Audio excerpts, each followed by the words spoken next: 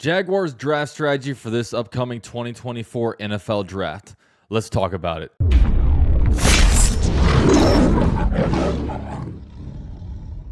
So shout out to this video sponsor, BetUS. Guys, BetUS is the #1 sports book, and right now they are offering a 125% deposit match up to $2,500 on your first 3 deposits. That means if you put down $500, you're going to have $1,250 to play with. And look, guys, BetUS has 24/7 customer service and also quick 24-hour payouts. So click to the top link at the description box to be able to take advantage of this. They're also giving away $125 of free play. So the first 5 people to DM me on Twitter are going to be able to have $25 show up in their BetUS account. Just give me your account number and shoot me a message on Twitter. With all that said, thank you to BetUS for sponsoring this video. Now let's get a quick word from BetUS. BetUS, America's favorite sportsbook and casino. Live betting and racebook. We're celebrating 30 years with a historic offer. A 125% sign-up bonus on your first 3 deposits. Plus 10% gambler's insurance. Get started today. BetUS, where the game begins. So I want to talk about the Jaguars draft strategy for this upcoming 2024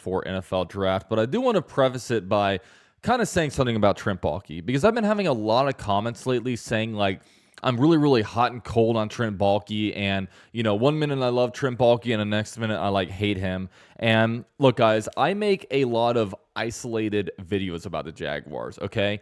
So when I make a video talking about a topic, I'm going to say Trent Baalke did good here or Trent Baalke did bad here. You know, like when Jaguars lost Calvin Ridley to the Titans, I said this was handled poorly by Trent Baalke. He should have been able to sign Josh Allen to a long-term extension, and he should have been able to franchise tag Calvin Ridley to have a year, control under him. That didn't happen. But then 2 days later, when they signed Eric Armstead to the 3-year deal, I said, look, this is a good move by Trent Baalke. Well done. I don't dislike Trent Baalke enough to not give him his flowers when I do think that he does well. But I think overall he's just a really bad GM. I really do think he's a bad GM. And mainly because, look, you're going to make your money and everything through the NFL draft, okay? It's a lot easier to kind of do good in NFL free agency, just because if you want a player, you just outbid the next team and boom, you got him. But in the NFL draft, players fall to you and you got to pick whoever the best one is. And round 1 and then round 2 comes, you got to figure out the best player and the best fit for your team. And that's where I think Trent Baalke really does a terrible job as a GM for the Jaguars.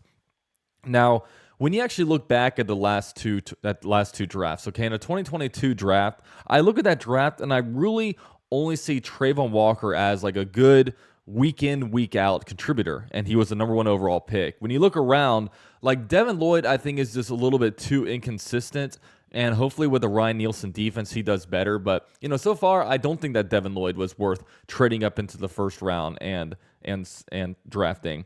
Fortner was just bad, and Chad Muma, you drafted him. It was just a weird draft strategy where you already had your 2 starting linebackers, and you already traded up for one in that draft, and on round 3, you're just going to go out there and draft another guy. And, as we look back on it, we basically drafted him to be a backup and a special teamer, okay? Totally not worth that draft pick. And then on day 3, the Jaguars draft Snoop Conner, Gregory Jr., and Monteric Brown. The only one that, to me, that's really shown anything worthwhile has been Monteric Brown. Other than that, just, I don't know, not a good draft. And you can even argue with Travon Walker. Hopefully he becomes, takes that next step. But right now, Aiden Hutchinson was the right move, probably. But that's kind of getting into another subject. But, hopefully with his upside, he can kind of reach that point where he can go above Aiden Hutchinson.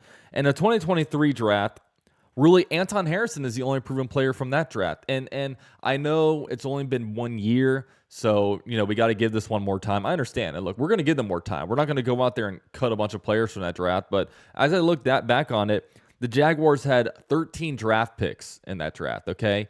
Only one player I can really say going into 2024 is going to be a really good player, okay? On day 3, you drafted Parker Washington and Antonio Johnson. I think both of those were good draft picks, but, I still think that still a little bit unproven. I mean, I like some of the stuff that Parker Washington did, but they also went out and signed Devin Duvernay to a contract to kind of be the kick returner or punt returner. So what's Parker Washington's role going to be? They also, Antonio Johnson, a lot of people are excited about him. He's going to be the Jaguars starting strong safety to replace Rayshon Jenkins. But right now, he hasn't done a whole lot just yet. We're kind of hoping that we're kind of banking on potential with him. Okay. And the big mind-blowing thing about this one was on day 2 when you drafted, Britton Strange as a blocking tight end, and then you drafted Tank Bigsby to be a RB2. Okay. I'm really, really tired of getting these players like a RB2 is not worth a third-round pick. Okay. At least with the way the Jaguars were built. Because we've seen JaMychal Hasty go in there for a year and do good. We've seen, Dearness Johnson go in there and do good for a year. Like, you can find those RB2s on cheap one-year deals in free agency, okay? And, of course, there's still more upside to kind of see here, but so far it's looking a little bit rough. So, with all that said, the last 2 drafts have you in a position where you have to nail this draft. I mean, and you look around at the NFL, and last year everyone thought the Rams were going to be horrible. They cut everybody. Jalen Ramsey gone. All these players just not on the team anymore. They're going to have to go through rebuild. But they have a really, really good GM in Les Snead where he nailed the 2023 NFL draft, and they got right back into the playoffs. Okay, if you look through that draft, he's nailing players all over the place. How about Eric DeCosta from the Ravens? They hit on draft picks every year. Then, every year they lose a bunch of players in free agency. They gain a bunch of comp picks, and then they just draft and replace well. And they're a playoff team every year. Now we're seeing, Brad Holmes, the GM for the Detroit Lions. I mean, gosh, his drafts have been sick since he's been the GM. So, with all that, these GMs are just on a completely different stratosphere than Trent Baalke. So, with that said, the 2024 draft is like a do or die situation for the Jaguars. Okay, like if we can just nail this draft and pick really good players with all 5 of your picks in the first 4 rounds, the Jaguars should be able to move forward, compete with the Houston Texans, and shoot for a playoff spot. Okay, and shoot to make a deep playoff run.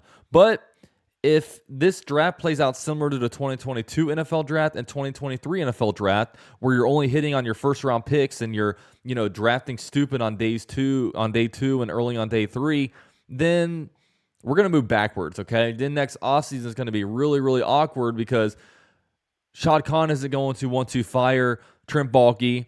Doug Peterson will probably be the guy that has to fall on the sword. And then, we have Trevor Lawrence in this predicament where we look back and say, we completely wasted this man's rookie contract, while you see the Texans out there building all around their quarterback in just year 2, okay? So this is absolutely a do-or-die situation in 2024. Now, our draft picks for this upcoming draft, we have number 17 in the first round, number 48 in the second round. Of course, we lost pick number 79 with the Calvin Ridley trade, so the number 79 pick in the third round has been given to the Atlanta Falcons. But we do have number 96 overall in the third round of the draft at the very end of that round, just because of the Jawan Taylor compensatory pick that we received for the Kansas City Chiefs. And the Jaguars also have 2 fourth-round picks, and they have a 5th, a 6th, and a 7th-round pick. Okay, so that's kind of how the Jaguars' draft capital is shaping out. And look, here's some needs that the Jaguars have. Okay, these are some things that the Jaguars have to address. They need a wide receiver with wide receiver 1 upside. Okay, and I don't want any slot receivers here. Okay, we need a very, very specific type of wide receiver. Okay, so in the first round, some of the options are to potentially, trade up. If there's any position to trade up for in the first round, it would be a wide receiver to get, a Roma Dunze or a Malik Neighbors in a situation where maybe they fall to picks number 8, 9, or 10. The situation is if you stay at number 17, maybe pick up a Brian Thomas Jr. from LSU, A.D. Mitchell from Texas, or also Xavier Worthy, also from Texas. Those are some options. Maybe in the second round, if you want to go like a Terron Arnold in the first round, or maybe you find an offensive lineman or defensive lineman that you like at pick number 17. Maybe you go for an Xavier Legette from South Carolina or a Keon Coleman from FSU. I think, really a dream scenario for me would be to get a Terron Arnold in the first round, then get an Xavier Legette or a Keon Coleman in the second round. That right here, that would be a dream scenario for me if that were to play out right. So, And then maybe in round 3, if you want to get a Javon Baker or kind of look deeper in that bag, try to find something there. But, I think with the Jaguars, like I like what you have. The reason why I say no slots is I like our interior pass catching presence, okay? Christian Kirk, one of the top slot receivers in the NFL. You also have Evan Ingram, one of the top receiving tight ends in the NFL. He had broke some records last year. But on the outside, you have, Zay Jones, who, let's be honest, his entire NFL career, he's just kind of an average wide receiver. You also have Gabe Davis, who, if you look at the totality of his NFL career, while all the upside is there, if you're judging him based on what he is and what he's done so far in the NFL, he has been an inconsistent wide receiver. Okay, so they need, the outside wide receiver 1 presence that will show up week in, week out, doesn't disappear for multiple games at a time, and the Jaguars can rely on to stay on the field, stay healthy, and can have that connection with Trevor Lawrence. So, that for me is just a huge need for the Jaguars. Also, cornerback. You look at the way the cornerback room is shaping out. Generally in the NFL, you want to pay one cornerback a lot of money, and you want to have one cornerback on a rookie contract. And right now, the Jaguars have Tyson Campbell going into the last year of his rookie contract. And I think he's a pretty damn good cornerback. So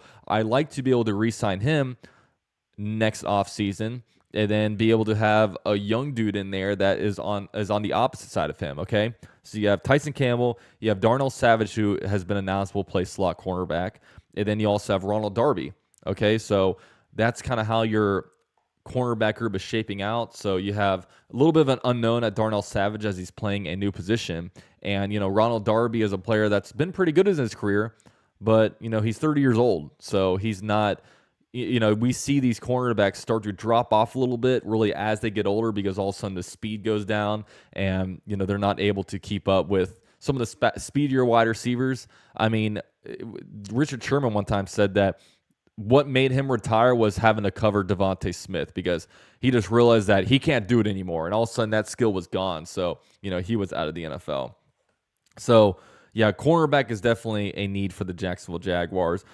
I also think that upgrading the defensive line with another rotational piece will be, a pretty big one. I do know that at the edge position, Trevis Gibson should be an upgrade over Kayvon Chayshon and Smoot from last year. But I think that, rotational wise, like they just didn't have enough of that last year. Like Tyler Lacey wasn't doing a lot when he went into the game. And obviously, backup edge rushers, Smoot and Chayson didn't really do a whole lot. And, bringing in Eric Armstead is huge.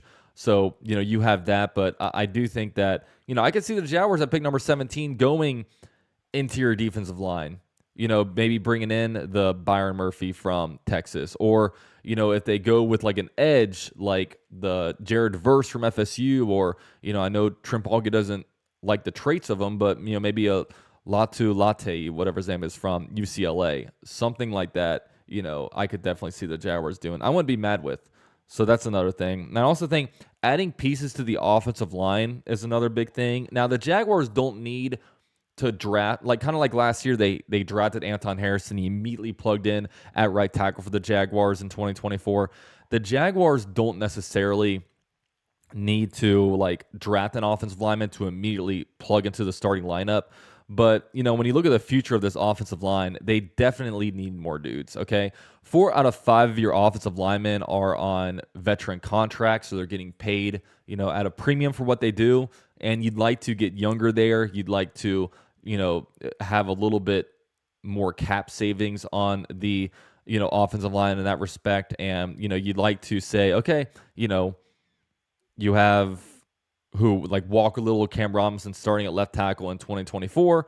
But, in 2025, you have this other tackle you just drafted that will be able to replace them. Or how about, on the interior, you can replace right now, anybody on the interior is replaceable. You could draft a guy to eventually replace Ezra Cleveland at left guard, Mitch Moore's at center, or Brandon Sheriff at right guard. Look, any of those guys are very replaceable. And, let's be real, every single player on the offensive line can be injured at any moment. So you need a good player to back them up. So those are some of the things that we need. And with this upcoming draft, I'm trying my best to be optimistic just because I'm not a pessimistic person. I'm not like a lot of people. Like, there's some people out there that are like, oh, Trent Baalke, like they had this weird knowledge that like Trent Baalke just can't draft well. But in 2021, he had a pretty good draft, okay? There's some people, like when I talk about the Jaguars need to trade up, people are like, oh, nobody wants to do business with Trent Baalke. He's blacklisted. And I'm like, no, dude. Like, Trent Baalke has traded both up in the first round of the NFL draft and also back in the first round of the NFL draft, okay? Like, it's not like if he offers a team a good deal, they're not going to be like, oh, look at this deal. This is a good deal. Oh, wait, Trent Baalke's offering to us? No. I don't want to do it. No, it doesn't work like that, okay? So, I'm hoping that, he can do better, but all I ask is that I don't want any running backs in the top 4 rounds, okay? I don't want any of that. I don't want to draft any linebackers in the first 4 rounds, okay? We just signed the Foye Oluokun to an extension, okay? We have Devin Lloyd under, 2 more years of control. You have Chad Muma still there that you drafted in the 3rd round not too long ago. No linebackers for me, okay? I don't want any run support box safeties. I just don't think like Trent Baalke's had a bad thing where he's not really drafting premium positions. You look back at 2023, drafting a blocking tight end and an RB2 in retrospect doesn't make any sense, okay? I don't want to go out there and draft a strong safety to play in the box and then another linebacker. You know what I mean? It's just, when you look back, it just doesn't make any sense. I also don't want to draft any slot receivers that don't project well on the outside. Now, I'm not saying they can't draft a player out of college that got most of his reps in the slot. I'm not saying that, but I'm saying that, I don't want to draft a, 5'8" receiver that played 90% of his plays in the slot in college and just doesn't project well to the outside, okay? I need that outside threat because, like I said, I like the interior pass-catching threats. And, I think overall, I just think that Baalke almost needs to have an update to his philosophy. He's always kind of been more of this, traits over tape guy. And, for example, in this upcoming draft, I mentioned him earlier, Latu Latte from UCLA. He's probably the best pure edge rusher when it comes to just his arsenal of pass rushing moves, the tape that he has when it comes to getting pressure on a quarterback in college. But his his arms might not project very well in the NFL. He has a little bit shorter arms. So is that something that Baalke just says, you know what?